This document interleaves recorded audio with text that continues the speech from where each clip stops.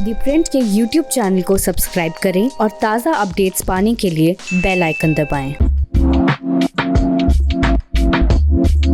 Respect और सम्मान के साथ जीने का अधिकार सिर्फ इंसानों का नहीं, जानवरों और स्ट्रीट डॉग्स यानी कि सड़क पे रहने वाले कुत्तों का भी होता है। ये कहना था दिल्ली हाई कोर्ट का 24 जून को। एक बहुत ही संवेदनशीलता से लिखी हुई जजमेंट में कोर्ट ने ये स्पष्ट किया है कि स्ट्रीट डॉग्स को भोजन का अधिकार है और नागरिकों को उन्हें ये भोजन खिलाने का अधिकार है। ये कहते हुए कोर्ट ने सामुदायिक कुत्तों यानी कि कम्युनिटी डॉग्स को खिलाने और उनके इलाज के लिए कई दिशा निर्देश और गाइडलाइंस जारी की।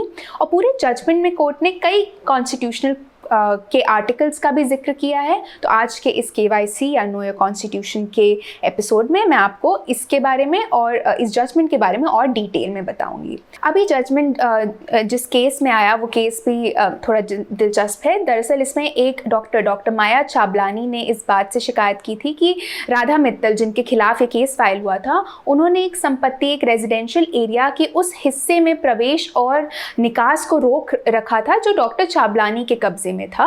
राधा मित्तल ने कोर्ट को यह बताया उनकी तरफ से कि इस प्रॉपर्टी के कॉमन पैसेज को डॉक्टर चाबलानी अपने पेशेंट्स के लिए वेटिंग एरिया की तरह इस्तेमाल कर रही थी और उन्हें इनसे तकलीफ थी।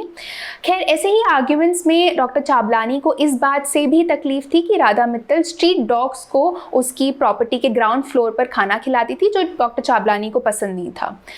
अब जब ये केस कोर्ट में चल ही रहा था, इस स्पेसिफिक मुद्दे को दोनों पार्टियों ने आपस में सुलझा लिया। लेकिन इस केस में जो पार्टीज थी, पशु कल्याण बोर्ड के लॉयर्स थे, दिल्ली सरकार के वकील थे, सभी ने कोर्ट से ये रिक्वेस्ट की कि कोर्ट को आवारा कुत्तों को खिलाने के संबंध में दिशा निर्देश और गाइडलाइंस निर्धारित करने चाहिए और इसी चीज़ का आग्रह उन्होंने किया। और इसी के चलते अब कोर्ट ने ये जजमेंट दी है।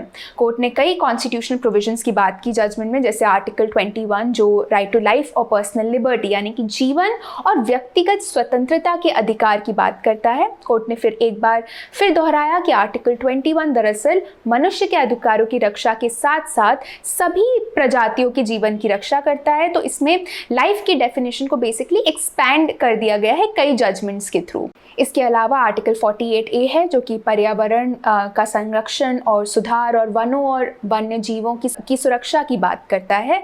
साथ साथ है आर्टिकल 51AG जो कि एक फंडामेंटल ड्यूटी है। ये नागरिकों पर वनों, झीलों, नदियों और वन्य जीवन सहित प्राकृतिक पर्यावरण की रक्षा और सुधार करने और जीवित प्राणियों के लिए दया करने का कर्तव्य लागू को होता है। तो इसके बारे में कोर्ट ने ये नोट किया कि इस आर्टिकल का मतलब ये है कि नागरिकों की ड्यूटी होती है दूसरे प्राणियों की ओर सहानुभूति, दया आदि की भावनाएं रखना।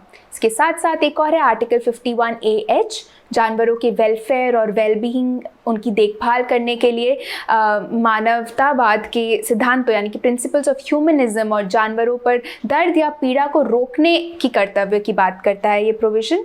और कोर्ट ने कहा कि इन्हीं सब सिद्धांतों को शामिल किया गया है prevention of cruelty to animals act 1960 में। कोर्ट ने ये साफ साफ कहा कि कॉन्स्टिट्यूशन और ये जो कानून है prevention of cruelty to animals act, ये दोनों की जानवरों के आधारों की रक्षा करते हैं। ये दोनों, जिसमें स्वस्थ और स्वच्छ वातावरण में रहने का अधिकार और अनावश्यक दर्द और पीड़ा देने के खिलाफ मनुष्यों से सुरक्षा का अधिकार भी शामिल है।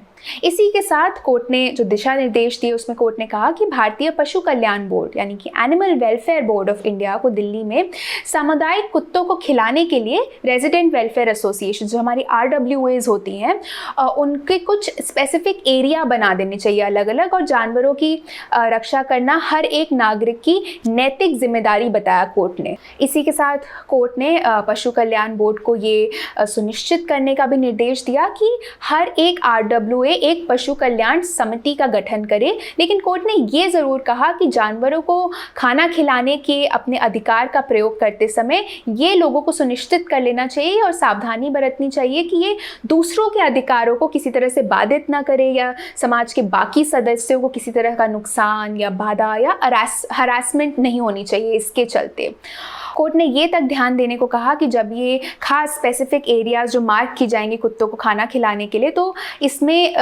ये सुनिश्चित कर लेना चाहिए कि हर सामुदायिक कुत्ता एक टेरिटोरियल प्राणी होता है, उनके पास अपना एक एरिया और टेरिटरी होता है और इसलिए सामुदायिक कुत्तों को उनके ही क्षेत्र के भीतर स्थानों पर खाना खिलाना चाहिए और उनकी देखभाल की जानी चाहिए।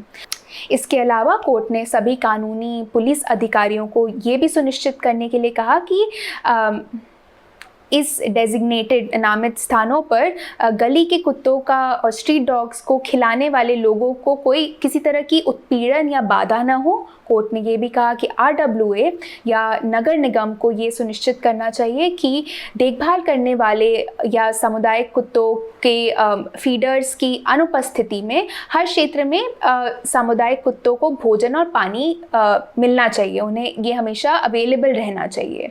और सबसे ज़रूरी बात कोर्ट ने ये बोला कि जागरूकता फैलाने की ज़रूरत है कि जानवरों को भी सम्मान और सम्मान के साथ जीने का अधिकार है।